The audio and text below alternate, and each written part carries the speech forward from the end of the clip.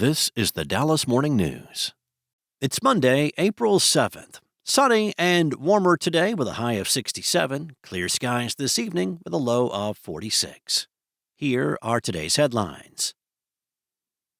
From North Texas to New York, economists are predicting doom and gloom after the far-reaching Liberation Day tariffs announced by President Donald Trump triggered steep declines in global markets.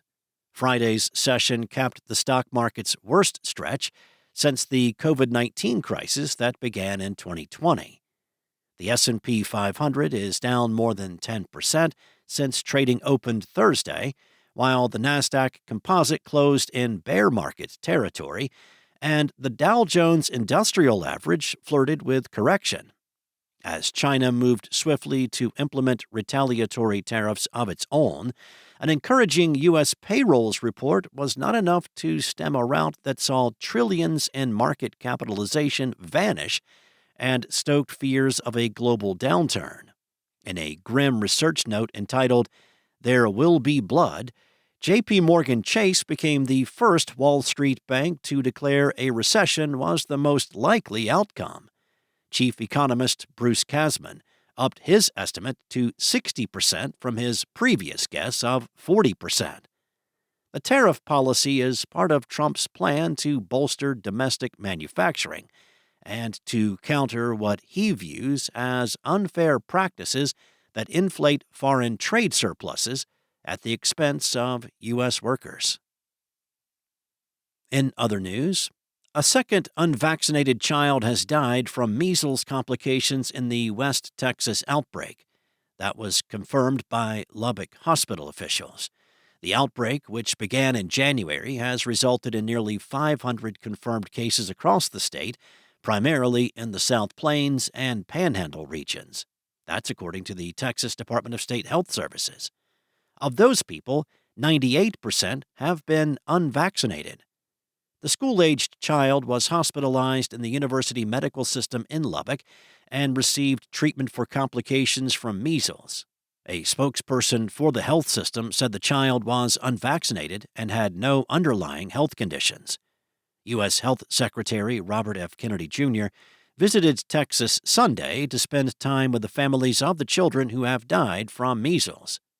According to a post on his social media account, U.S. Health Secretary Robert F. Kennedy Jr. visited Texas Sunday to spend time with the families of the children who have died from measles. He identified the two children as 6- and 8-year-old girls. Next up, Coppell ISD officials want Texas Attorney General Ken Paxton's lawsuit against the district thrown out, saying it is political fodder against public schools based on a manipulated hidden video recording. Officials allege in their counterclaim filed Tuesday that efforts to discredit Coppell and other public schools' educators are being made to influence debates over school choice. Why? According to the filing, it is to provide the Attorney General with political fodder against public school districts, such as CISD, during the current debate and upcoming votes in the Texas legislature about private school vouchers and public school funding. In March, Paxton accused Coppell school officials of breaking state law by teaching students critical race theory and pushing quote-unquote woke ideology. And aside from a few pesky injuries so far, it's hard to imagine the Texas Rangers could have asked for a better start to the season. On Sunday, with the game tied at 3 in the bottom of the ninth, Josh Smith hustled his way to a 2-out double, and Jonah Heim stepped up to the plate. Facing an 0-1 count, the Rangers catcher sent an 89-mile-per-hour cutter back up the middle, scoring Smith and securing the Rangers' 8th win of the season in walk-off fashion, completing a 3-game sweep of the Tampa Bay Rays. The Rangers hit the road for a week with series in Chicago and Seattle before returning home on the 15th. Thanks for listening.